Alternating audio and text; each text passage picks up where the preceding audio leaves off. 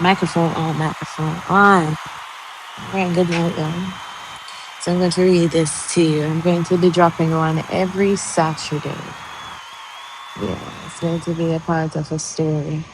So you have to tune in. If you want to know more, just let me know. I'm just going to be dropping it on my page so you could just listen to it whenever you're ready, okay?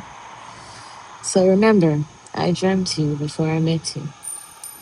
Long before your voice became familiar to me, before your hands touched mine, before your name carried weight in my heart.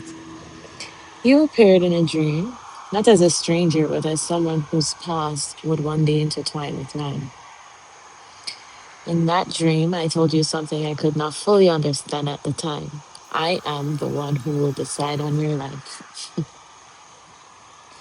When reality unfolded, I stood stunned in disbelief as fragments of that dream manifested before my eyes, not in exact detail, but in spirit. The same story, the same crossroad, the same impossible choices between life and loss. People often confuse dreams and aspiration. A dream is a vision of what someone would like to see happen. An aspiration is a deliberate ambition pursued with intention. What I saw was neither wish nor ambition. It was a glimpse into something I could not control, yet somehow became responsible for carrying. Nothing frightened me more during our relationship than seeing you unconscious. Watching doctors rush around your bed, watching machines breathe beside you because the uncertainty of your life settles heavily over a room filled with professionals who could not guarantee tomorrow.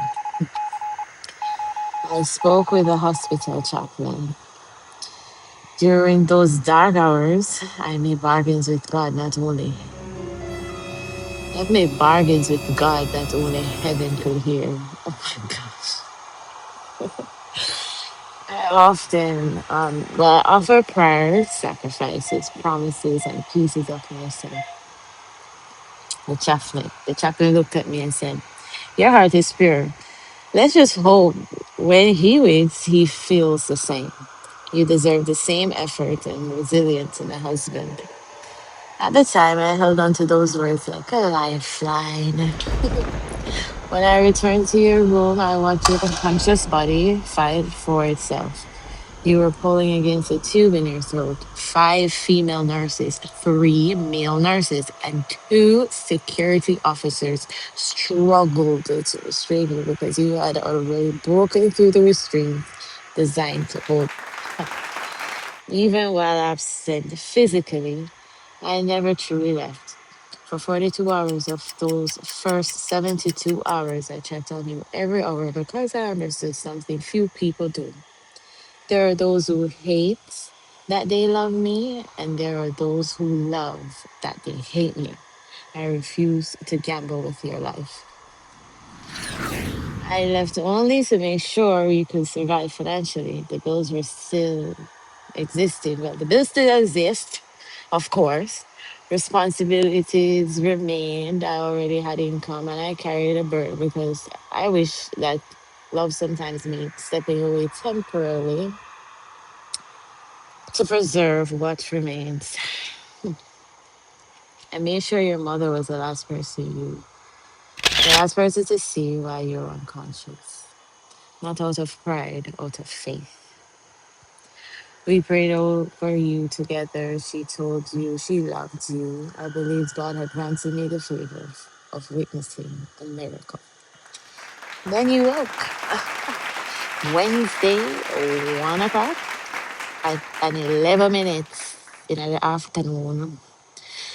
Phone rang, and there you were. Your first concern was telling me to bring blanket. You know that. Anyway, whatever.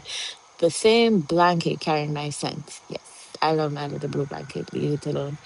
The same scent you always found comforting.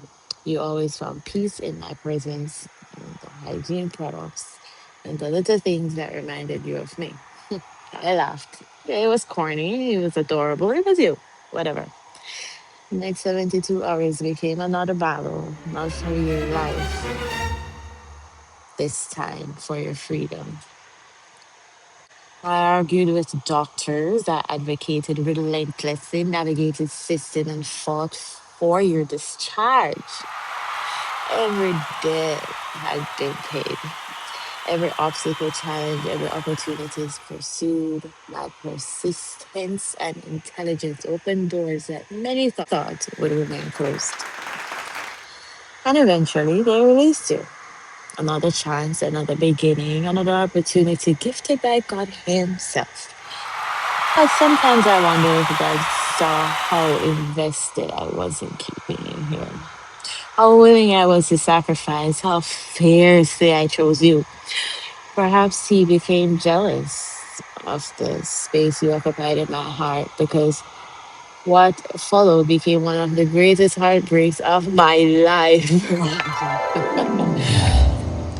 The chaplain hoped that when you away, your heart would mirror mine. It did not.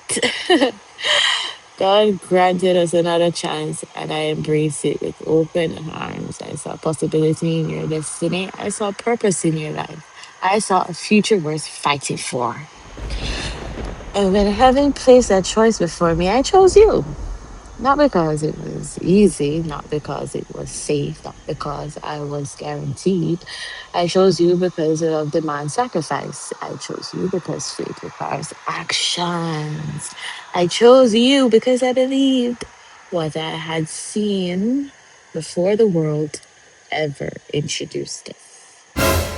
Yeah, it's somewhere between mercy and opportunity, gratitude and responsibility, devotion and destiny. And you fumbled.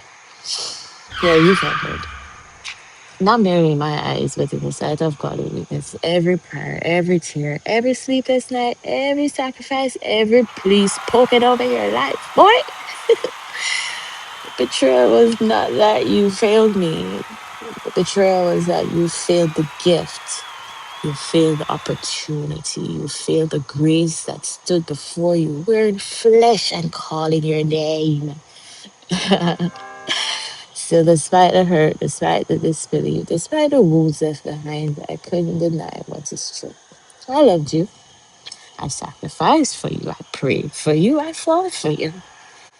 And for a moment in time, I stood between your yesterday and your tomorrow, believing with all my heart that we would walk into that future together. Hmm. That is what makes the loss so profound. Not because I lost you, not because I know exactly what we were given and exactly what was thrown away. It is because, I know exactly what we were given and exactly what was thrown away.